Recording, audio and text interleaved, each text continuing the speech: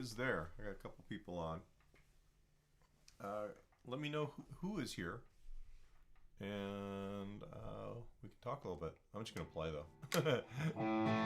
Make sure you guys, if you got questions, you can always type them into the chat box. I had 15 free minutes. I ended up writing that loop that I was playing over. It's weird when you have like a stray idea and it you can actually kind of crank it out really quick. It's guitar's out of tune. That's why there's all the phaser on it. But it's kind of fun to play over. It's basically an A Dorian sound. So basically it's A minor 7 to D 7. And then the changes, you got F major 7, F major 9, E7, then back to the groove. And then it goes D minor, E7. So basically what you have is you have this thing that's like in Dorian for the main vamp of it. So it's A Dorian. And then you've got where it actually kind of turns into basically like an A natural minor or A minor in places. You can also play harmonic minor over it, because then in A minor, that F is actually the 6th chord. And then that's the 5 chord, the dominant 5. And then back to the 1. The D minor is the 4 chord. Back to the E, which is the 5 chord. But then there's also a bridge. I slammed this together so quick I couldn't remember what the arrangement was, but on what I'm considering the bridge, it starts on the F major 7, so it's on the 6th chord.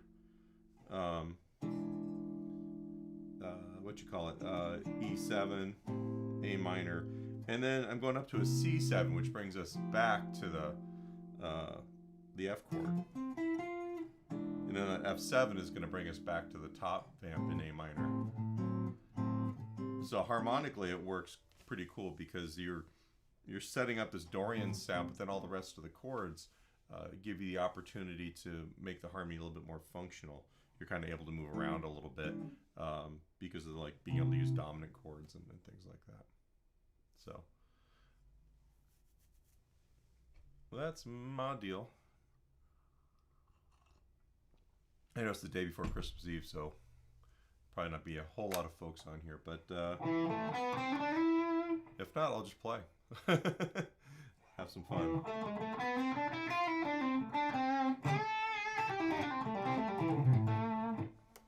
So, let me play some blues. Give me a second here. I bet you I can do.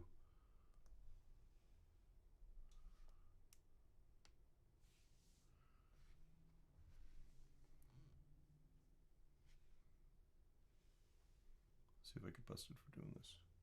G minor. Actually, just G blues. Let's find a backing track.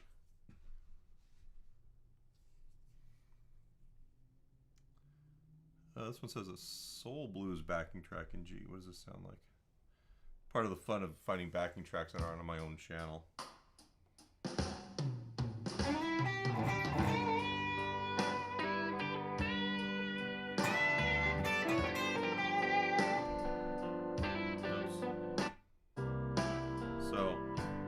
I'm using, it's from Sebastian Zunino, and it says, if you want to play along, it's Soul Blues backing track in G.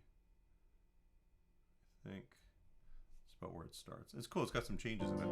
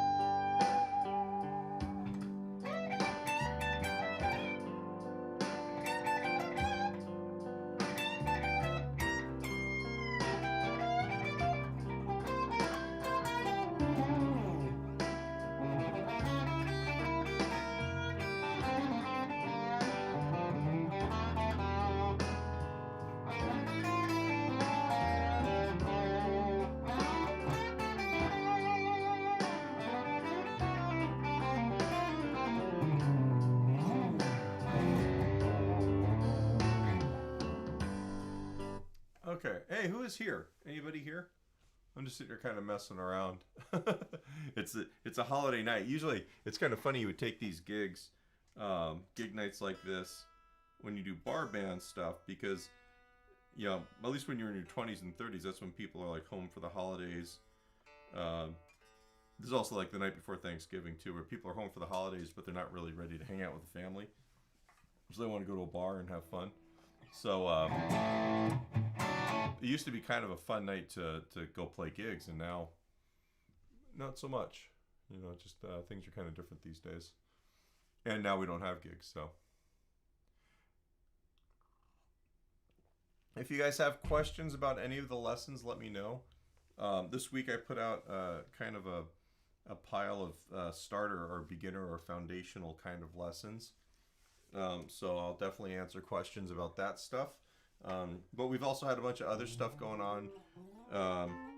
And I'll totally answer those questions. Or if you just got something random that you want to talk about guitar-wise, that's cool too. This being a holiday, we'll probably keep it to about an hour. Can keep this one shorter.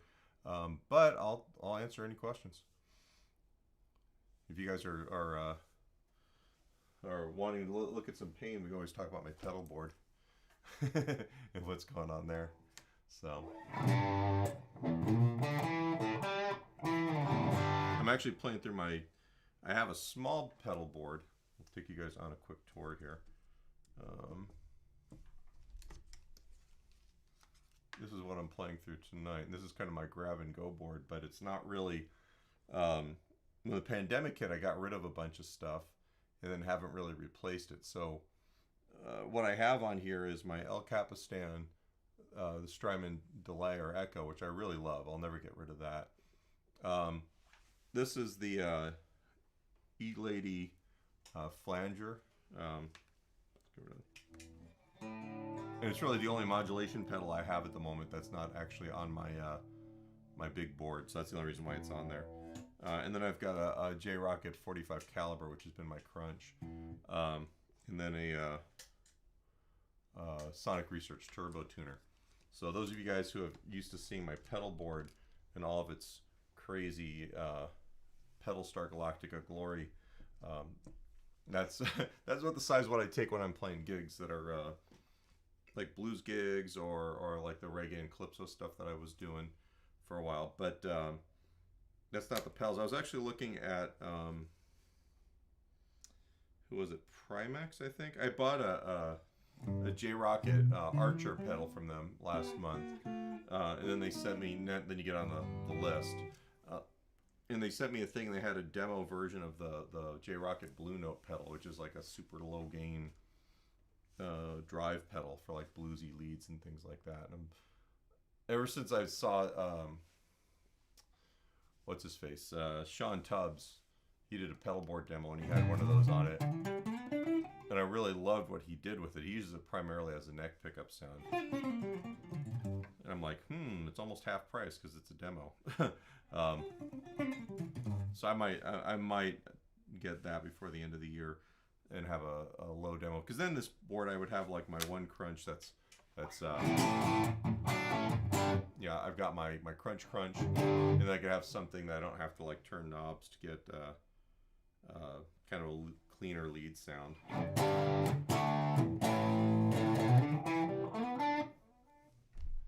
So Howie, how's it going? Dust Wind Dude. I'm not sure what that means, other than the fact that we've got like smoke in the air down here because we've got another fire close by. And we've got wind.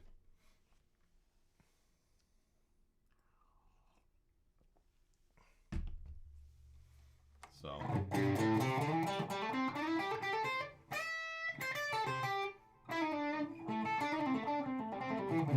yeah. So if you have questions, put them in the chat window. Have you guys seen a show on, those of you who have Netflix, called Song Exploder? It must be like a British, like a BBC kind of show or something like that. It's got this guy, he goes over classic recordings with artists, but they're more modern artists like Dua Lipa, and we watched one last night with Lin-Manuel Miranda from Hamilton, and he actually went over one of the songs he wrote for Hamilton, which was really cool. But it's kind of neat. They did REM. They did. I can't even remember which one, but you know, there's a handful. And some of these artists I'm not as familiar with, but it's really cool because you get to see these guys. They talk about going into the studio. They talk about like where they start with a song. They talk about the team or the group of people they work with. Sometimes they've got video of them actually recording it. Sometimes not so much, but you know, I watch stuff like that. I start going, man, I really miss being creative, and then I start, you know, stay up all night writing stuff. So that was the jam at the very beginning of this live stream. We got home from running some errands, and I like came in here after dinner and just like spent 10 minutes making that loop, and that'll end up being a backing track later in the week, I'm sure. I really like the vibe and the chord progression. If you guys missed it, I'm not gonna go over it again, but like I play over it for several minutes, and then after I play over it, I kind of go through like what the harmony is and how it works. And it's kind of cool. It'd be kind of fun to play over. Another one of those A minor kind of jams. Bill and Ted reference. Yeah, the REM one was great. The thing about the REM one that I really liked was that you got to see Bill, what was his last name, the drummer, play. And I never appreciated how good a drummer he was until I watched him play that groove for Losing My Religion. And suddenly it was like, holy cow, he's like he can play anything, really. You guys hear my dogs? Apparently someone is delivering something. We'll wait for the dog onslaught to chill out. These weeks leading up to Christmas with all the deliveries have been kind of obnoxious with the dogs.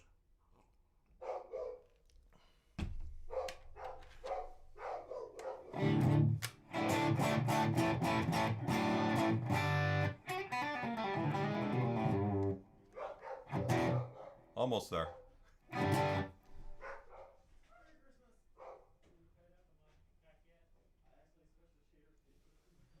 Bill Berry, yeah. My wife is the hugest REM fan, so she really appreciated it. But I don't know. I've heard REM and I've played their tunes over the years, but I never really paid that much attention to them like I do other bands. It was really neat to watch them go through that process. So I recommend that series highly. It's like there's two mini seasons. The Dua Lipa one, actually, I wasn't as familiar with her music either. I really liked that one. The Killers, I really like the Killers one. And you've got Flood and what's his face, the guy that works with Flood. They're on a couple of those shows, which is kind of cool. So I like those, and you know, the bands talk about like what's going on in their life. The one I didn't enjoy as much was Ty Dolla $ign. I don't know. I liked, you know, I just didn't really. At a certain point, you're like, is everyone getting paid on this? There's like 42 people on this. So.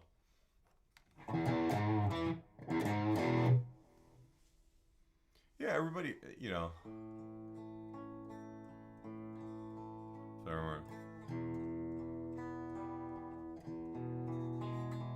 I don't remember how it goes.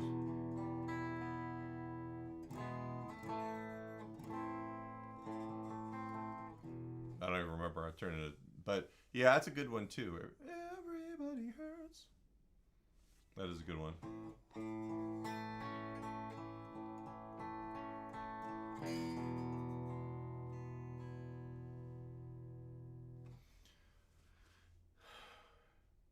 Hey Jason, how is it going? As people are coming in, I'm just saying, hey, if you have questions about any of the lessons, this week's or previous ones that you've seen, let me know. The one I put out yesterday, the beginning first lesson, has actually gotten a lot of attention, which has been kind of cool. So I was kind of hoping maybe somebody would show up from that and ask some questions, because I've got a couple things that, like, as I'm looking at what people are talking about in the forum, it'd be kind of fun to kind of clarify, you know. How, like, holding your pick, like, those of you who have seen that video, like, anybody have an issue with how I talk about holding the pick? It doesn't matter if you do. I mean, I'm going to hold my pick the way I hold my pick, and you're going to hold the pick the way you do. But there's certain things that over the years I've kind of discovered work best for me. And if I can get a student to do stuff like that as a starting point, they're usually in pretty good shape, even if their technique kind of shifts later on. You know, a lot of the stuff that we talk about in those lessons is really more about giving a starting point that's consistent and that's easy to define, because a lot of times with lessons, what I would find when I was a kid and what I would see other teachers do is they would just show like, okay, here's these notes, yeah, and hit it like this, right? And then you'd be missing there's like connective tissue in a lot of these lessons that become missing because there's no structure or continuity to how you talk about the physical part of it, or how you you describe the other parts, like the theoretical parts or the rhythmic parts or whatever, right? So even though, okay, so I had I put a picture of a D chord.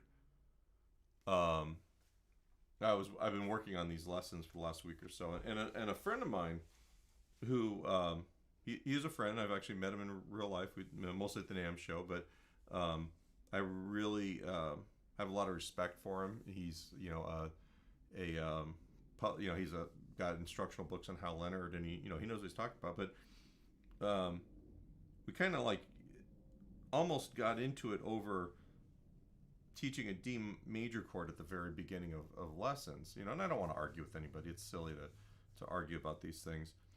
But what I did do is that, I thought about like the way I teach stuff. Like, I really don't. Most people, and so I've been teaching since 1989, so that's like over 3 decades. And I feel bad for anybody who took lessons with me in the first decade of that.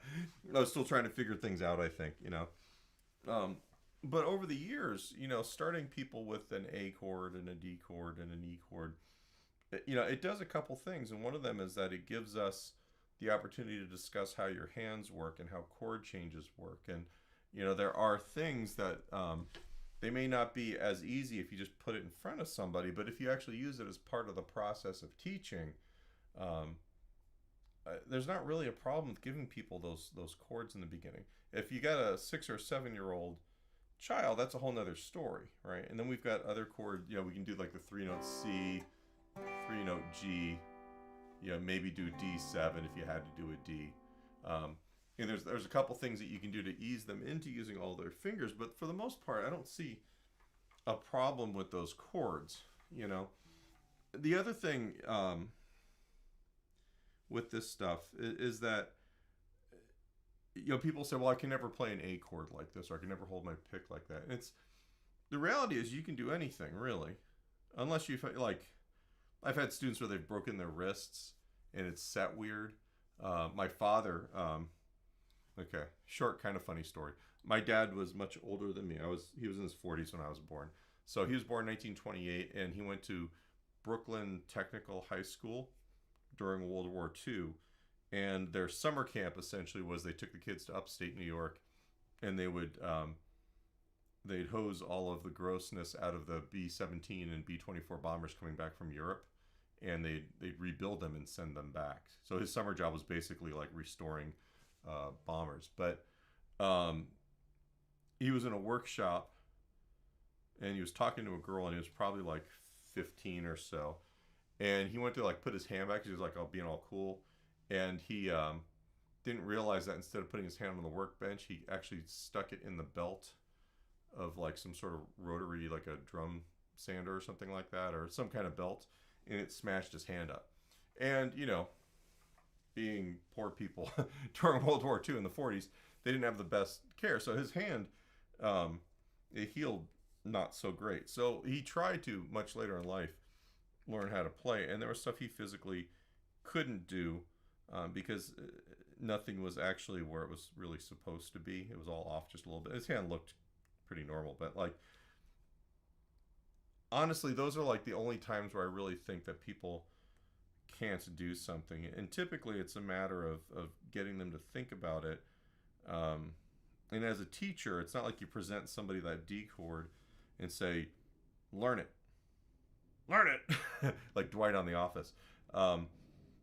You know, if they have difficulty with something as it's originally presented, you kind of have to keep moving things around until they can kind of see it.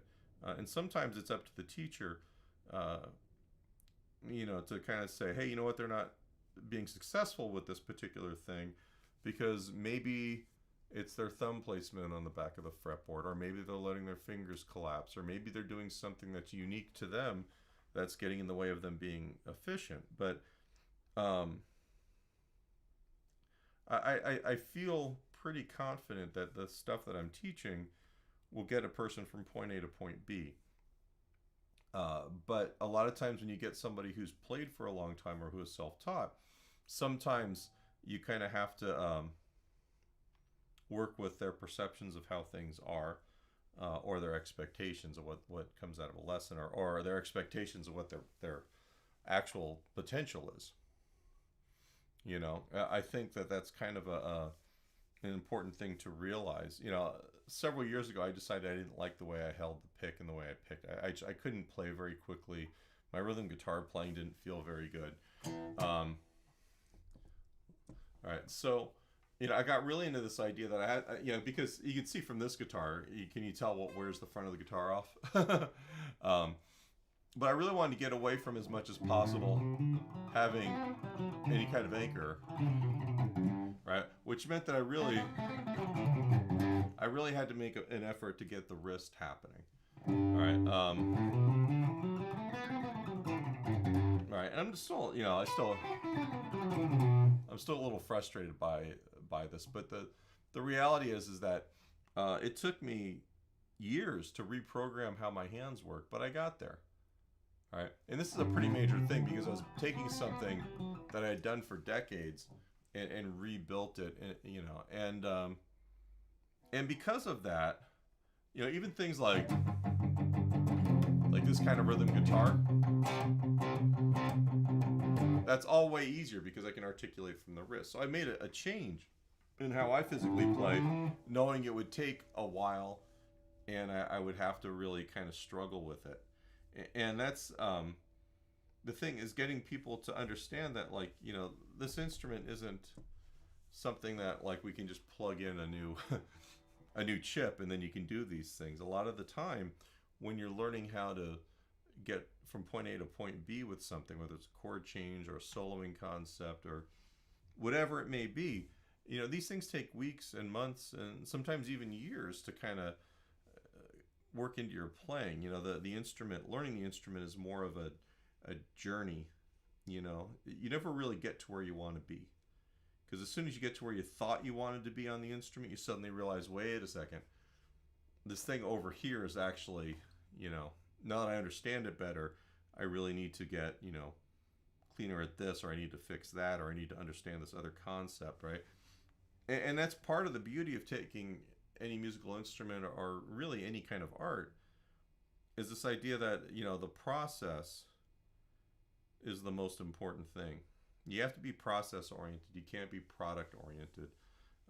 The product is important. That's what we enjoy. That's what the listener enjoys. That's what I get paid for. That's what your expectation is. You should be able to play a song, right? But you really need to enjoy the process too. You got to get to the point where you're not, you know, so frustrated or bored with doing repetitive things or working on basics over the long term that you give it up, right? And sometimes it's a matter of managing your own frustrations and expectations. I know for a fact I can't sit down longer than 30 minutes and practice real hard. That is me. So I break it up into 20, 30-minute bits. I know that after 2 or 3 weeks, I need to change topics. I know I'm not going to be able to, like at the beginning of the pandemic, I really wanted to say, you know, I was like, you know, I'm going to learn 25 jazz standards, 10 blue. I set out this whole list of things I was going to do. And I can't sustain that because of who I am.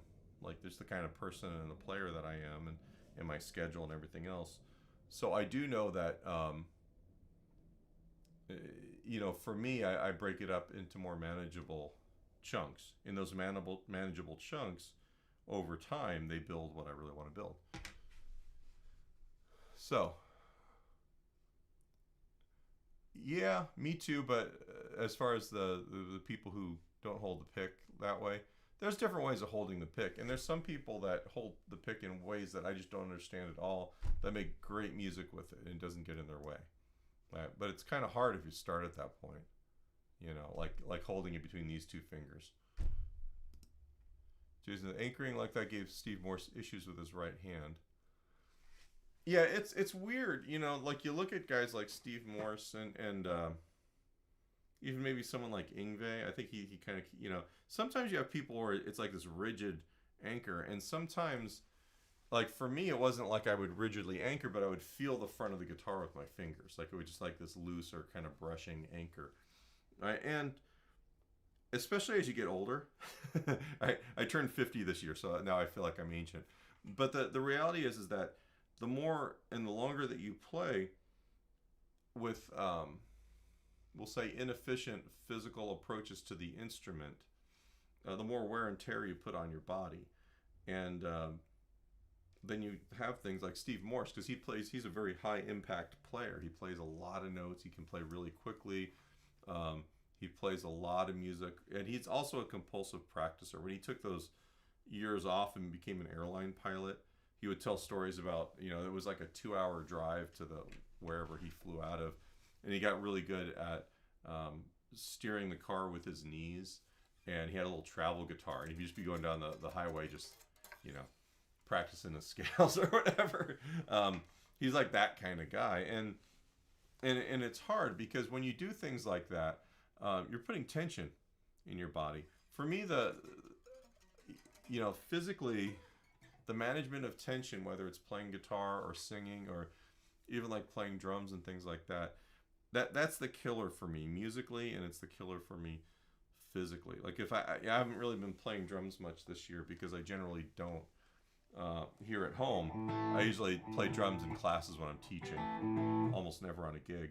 But when I go through periods of time like this where I don't play for a long time, then I get back behind the drum set, you know, you kind of forget how it is to play comfortably, to play relaxed, right? And then that first time I start getting tension, and then the groove goes away, and guitar can kind of be like that too for me. If I'm playing like rhythm guitar stuff and it's like a really long, you know, the only way to play this, you know, and keep it going for, you know, 10 minutes while people are dancing, is to be relaxed. I had the hardest time with that in the beginning. And what would happen is like you tense up, you overcompensate, muscles start getting kind of messed up. And then like after a weekend of gigs, like my shoulder or my neck would be screwed up, or my back. And the more I'm able to get rid of the tension in my body when I make music, not only the better the music sounds and feels, but also physically the better I feel after playing music. It's pretty crazy, you know. The Steve Morse thing, it reminds me of the drummer from Korn. I don't know if that's Fieldy or whoever. One of those guys, he had such poor technique that they had to like swap him out during a tour. Like he really just wrecked his arms, I guess. You know, just playing all, because it's such fast music and it's just all bashing. And when you're not staying relaxed on that sort of thing, and you're physically just beating yourself up night after night after night for long periods of time, you know, it does wreck you. So that's my thing is, you know, if you're practicing and you find yourself having any kind of real tension, really work towards getting rid of it. And it's hard. It's hard to get used to this point, because the thing is, any of the stuff that you practice like this, you're really pushing towards getting to the point where you remember how it feels to play that way. And then you don't have to think about it anymore, because once you're on the gig, you're thinking about other stuff. You know, you really can't be thinking about relaxing and then trying to play music, because you're just not going to relax. That's the quickest way to get me to tense up. Like, relax, right? But you want to get to the point where physically the way that you approach or interact with the instrument is that nice relaxed feel, right? So the bridge pickup, electric guitar through an amp.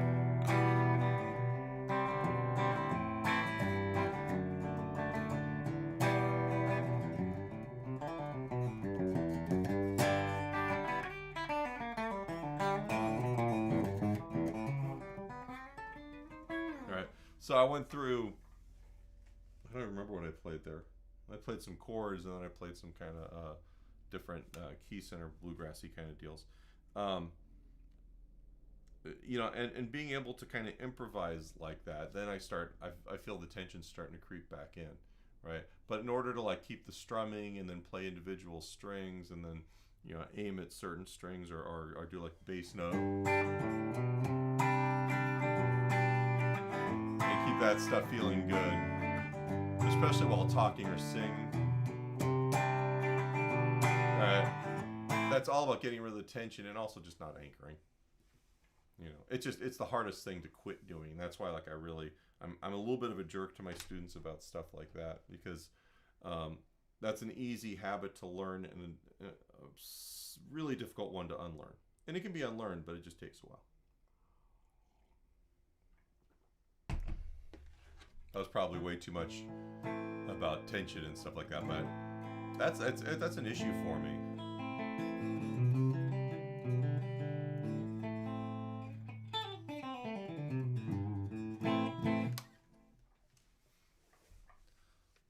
So I kind of fallen back in love with this guitar. Like I got it after the last album back in like 2014, 2015. And I played it so much I got rid of my Sir, which I almost regret getting rid of the Sir, mainly because I really would like to have a guitar like it was a Strat with a humbucker. But the neck was a little too thin and it had the buzz feet and intonation system, which is cool except for it's a pain in the butt to try and manage when you're playing other guitars that aren't buzz feeding. But then I literally wore it out. Like I killed the frets, and it needed a lot of work. So finally got refretted this year, and then I had to fix something with the electronics. And as soon as I did that, it's kind of back to being my favorite guitar. So it's still got the Sir pickups in it. The only thing, like sometimes I wish it had a little bit more low end, but the reality is that like as soon as you start playing on stage, you really don't need that low end, right?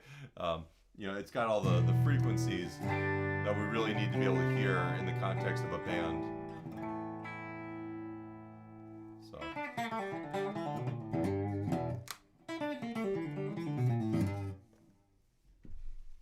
So cool. All right. Any other questions? We may do a real short one today, but you still there, Howie?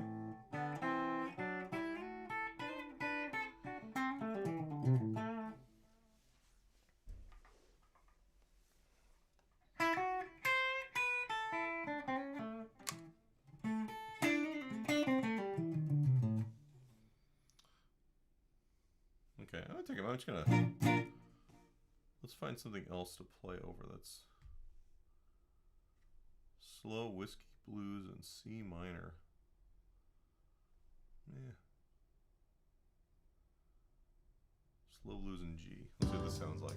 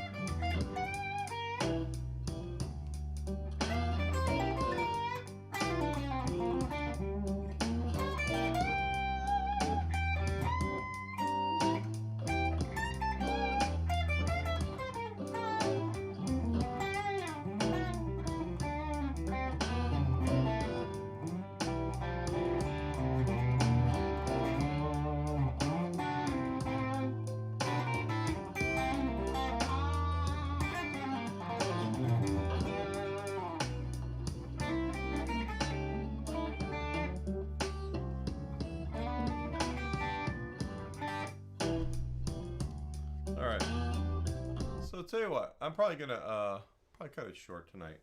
I'm having one of those nights. If you guys have some post-Christmas questions, I've got the Saturday morning 8:30 a.m. That's pretty much it. I don't anticipate having any new videos out before early next week. I might have a new backing track, that one I was jamming on earlier. I might just decide to make a good version of it because I think that'll be kind of fun to play over. And then I'll have one open chords. Basically, we'll kind of explore where the first guitar lesson thing left off. And what I'm thinking about doing is from my Foundations for Guitar book, I had the what do you call it? The song examples or song exercises where I'd written things that were, you know, open chords strumming, and then I had a backing track. So what I might do is I might write some new versions of those, and then eventually turn that into the new Foundations for Guitar. But I'll probably do some lessons like that too, where I'm basically taking everything we've worked on up to a certain point and then making a song out of it. So I'm not like getting in the way of copyright stuff or getting in trouble that way. But you have something that you can download a backing track and play along with. So hopefully you guys will dig that stuff too. So on that note, I am going to let you guys go. Have a good holiday if you're celebrating these holidays. If you're not celebrating the holidays, have a good week. And I will see you guys definitely Saturday morning. Thanks a lot.